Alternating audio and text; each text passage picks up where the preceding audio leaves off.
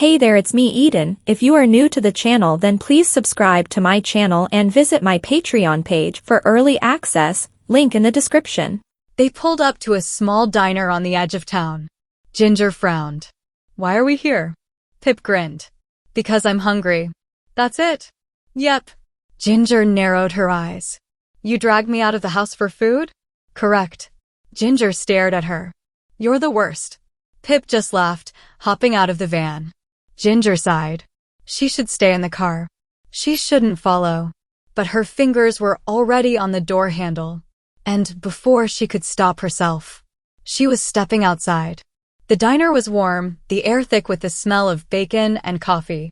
It was small, just a few booths, a long counter with old stools, faded menus hanging behind it. A bell jingled as they walked in. A waitress looked up, smiling. Morning, Pip. Pip grinned. Morning, Janine. Ginger blinked. You know people? Pip smirked. Shocking, I know. Janine looked at Ginger, eyebrows raised. New friend? Pip draped an arm over Ginger's shoulders. More like a stray I picked up. Ginger shoved her off. Don't touch me. Janine chuckled. Well, stray or not, you're welcome here, sweetheart. Ginger stiffened. That word again. The same way Mom said it. Like it was true. Like she belonged here. Her chest ached. She forced herself to nod. Pip pulled her into a booth, flipping open a menu. Okay, she said. You have to try the pancakes. Ginger scowled. I don't have to do anything. Pip grinned. You will, though. Ginger muttered something under her breath, staring at the menu. She didn't need to be here. She could have stayed home. She could have said no. But she hadn't. And that scared her. Because choosing to stay, choosing to be here, was starting to feel too easy. And easy had never been part of her life before. By the time their food arrived, Ginger was starving. She hadn't even realized it. Hadn't realized how much she had stopped thinking about survival. How much she had stopped rationing every bite, eating like she didn't know where her next meal was coming from. Now, she just ate. Like it was normal. Like she was normal. Pip smirked. Told you the pancakes were good. Ginger ignored her. Because damn it. They were good. And she hated that she agreed. Pip watched her, something unreadable in her eyes. You're doing it again, she said after a while. Ginger frowned. Doing what? Thinking too hard. Ginger scowled. I'm eating. Pip raised an eyebrow. Sure. Ginger rolled her eyes. You're annoying. And you, Pip said, stealing a piece of pancake from Ginger's plate, are finally starting to live. Ginger's stomach twisted. She didn't know if that was true. Didn't know if she was ready for it to be true. But she didn't argue. Because deep down, she wasn't sure if she wanted to. Ginger was still here. And she was running out of ways to pretend otherwise. It wasn't just about staying anymore. It was about existing in this place without feeling like an intruder. It was about letting herself sit at the table in the morning without worrying if it was allowed. It was about walking down the hallways without wondering if someone would eventually tell her, you don't belong here. Because no one had. And that scared her. Because it meant maybe, just maybe, they never would. By the time she and Pip got back from the diner, the house was already awake. The sound of laughter and movement drifted through the hallways, making the space feel alive. Pip kicked off her boots by the front door. That was fun. Ginger scowled. You stole my pancake. Pip smirked. It was for your own good. Ginger narrowed her eyes. How does that make sense? You looked like you were overthinking breakfast, Pip said, stretching her arms over her head. So I helped you focus. Ginger groaned. You're insufferable. I know. Pip grinned. But you love me. I really don't. Pip winked. You so do. Before Ginger could come up with a comeback, a voice called from the living room. Hey, you're back. Julie. She was sprawled on the couch, one leg slung over the armrest, flipping through a book like she wasn't actually reading it. She glanced at Ginger. You leave the house twice in 1 week? Who are you? Ginger scowled. Shut up. Julie smirked. No, really. Should I be worried? Are you secretly an alien? June piped up from across the room. Oh my God, That would make sense. Iris nodded solemnly. Explains the brooding. Ginger groaned. You all suck. Julie grinned. You love us. Ginger turned to leave. I hate this house. Iris snorted. No, you don't. Ginger froze. Because they said it so easily. Like it was true. Like it was obvious. She swallowed hard. I'm going to my room. Julie waved a hand. Sure, sure. Go contemplate the meaning of life, oh mysterious one. Ginger flipped her off over her shoulder. Julie cackled. Pip called after her, see you at dinner, newbie. And for some reason, that didn't sound like a question. It sounded like an expectation. Like they already knew she would be there. And the scariest part? They weren't wrong. She ended up in the library instead of her room. She wasn't sure why. She had barely even thought about it, her feet had just taken her there. Like it was a place she belonged. Like it was hers.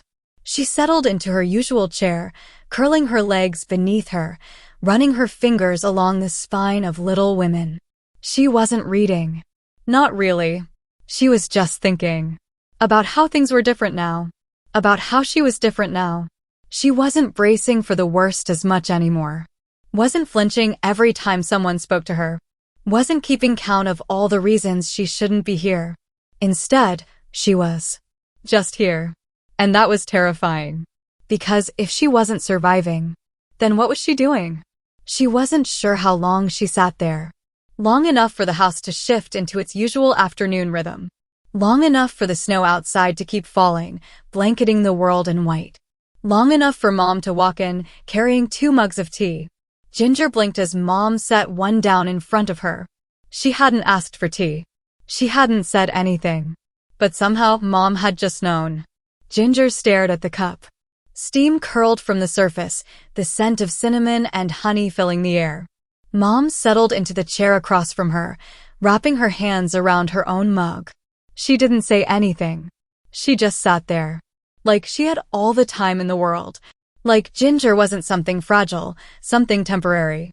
Like she belonged here. And Ginger didn't know what to do with that. She stared at the tea for a long time. Then, finally, she picked it up.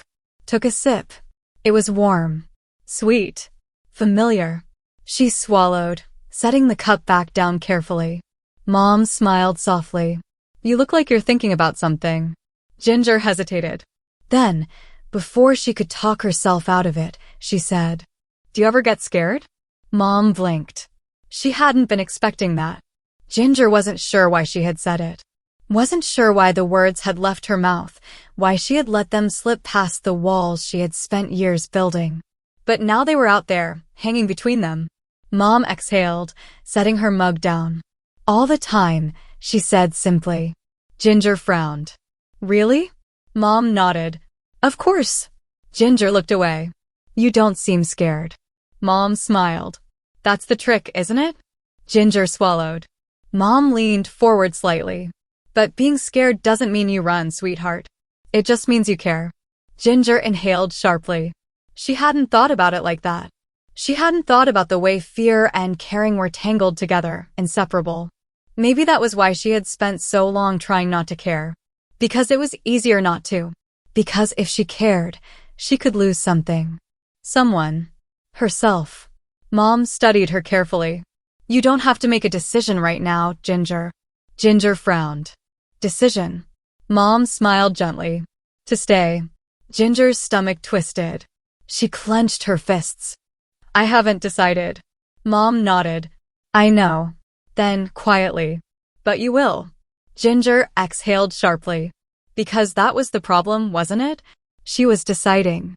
Every single day that she stayed. Every single morning that she woke up in this house. Every single time she let herself belong, even for just a moment. She was deciding. And she didn't know how to stop. That night, when she lay in bed, staring at the ceiling, she finally admitted it to herself. She wasn't staying because she had nowhere else to go. She wasn't staying because she was trapped. She was staying because she wanted to. Because when she thought about leaving, really thought about it, her chest ached. Because this place, this home, was starting to feel like hers. And maybe, Just maybe. That wasn't the worst thing in the world. Ginger had never been afraid of the dark. She had spent too many nights in it, too many hours slipping through streets with no streetlights, too many times curling into herself in alleyways or abandoned places where the shadows stretched long and deep. The dark wasn't the thing that scared her. It was the light. Because light meant being seen. And being seen meant being known. And being known it meant people could hurt you. It meant people could leave. She had spent her whole life avoiding that. And now? Now she was lying in bed, staring at the ceiling, realizing she had let herself be seen. And the world hadn't ended. No one had turned on her. No one had taken what she had given them and used it against her. They had just let her be. And that was the scariest part of all. Because it meant maybe, just maybe, she had been wrong. She woke up to the sound of movement. Soft footsteps. The shuffle of fabric. She blinked blearily, turning toward the other bed. Pip was getting dressed, pulling on a hoodie, hair a tangled mess from sleep. Ginger groaned. What time is it? Pip yawned. Too early. Then why are you awake? Pip smirked. Because you are. Ginger scowled. That doesn't make sense. Pip stretched, cracking her neck. Sure it does. Ginger rolled over, shoving her face into the pillow. You're annoying. Pip grinned. And you love me. Ginger groaned louder. Because she wasn't arguing anymore. And Pip knew it. She went downstairs without thinking. Without bracing for it. Without telling herself she had to. The kitchen was already warm, the smell of coffee curling through the air. Julie was at the counter, pouring sugar into her mug like it was a competition. June sat at the table, half asleep, stirring a spoon through her cereal. Mom was by the stove, flipping pancakes. Ginger hesitated in the doorway. Not because she felt out of place, but because she didn't. And she still wasn't sure how to handle that. Mom glanced up and smiled. Morning, sweetheart. Ginger swallowed. Then, before she could overthink it, she stepped inside. She sat at the table. She poured herself coffee. She stayed. And nobody acted like it was strange. Nobody acted like she had done something big. But she had. And she wasn't sure if anyone else realized it. So, Julie said, taking a sip of coffee, are we going to pretend yesterday didn't happen? Ginger frowned. What? Julie smirked. You. Outside. Having fun. Ginger scowled. I was not having fun. Julie raised an eyebrow. You went sledding twice. Ginger clenched her jaw. That doesn't mean anything. It means you had fun. I hated it. Julie grinned. You loved it. Ginger glared. Pip leaned in. She did scream, though. June perked up. Wait, she screamed. Julie nodded, eyes sparkling. Like a final girl in a horror movie. Ginger groaned, shoving her face into her hands. I hate all of you. Pip patted her shoulder. Don't worry, newbie. We love you enough for all of us. Ginger froze. She knew Pip was joking.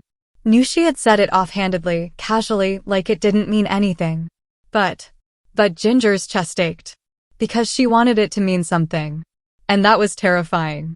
Because it meant maybe, just maybe, she was starting to love them back. Please subscribe my channel for the next part. And visit my Patreon page for early access.